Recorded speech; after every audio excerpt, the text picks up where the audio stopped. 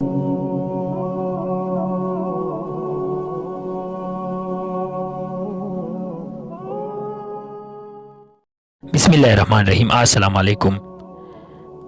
په اودس کې لا اله الا الله محمد رسول الله ویل څنګه دي؟ د نبی کریم صلی الله علیه وسلم ارشاد مبارک دی چې فرمایي کوم شخص چې په اودس کې لا اله الا الله محمد رسول الله ویل الله تعالی به ورته 12 انعامونه ورکړي.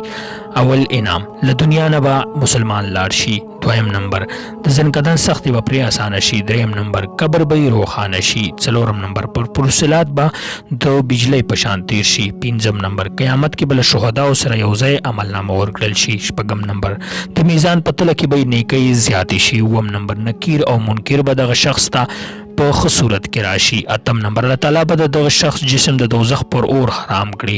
نهم نمبر په جنت کې به شراب طهور ورکړل شي. لسم نمبر په جنت کې به تور سترګې حورې د بیبیانې شي.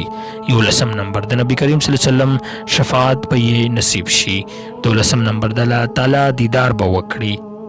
دا یو ډیر لویه او ښکلې ویډیو د نورو ملګرو سره شریک کړئ. د الله په امان.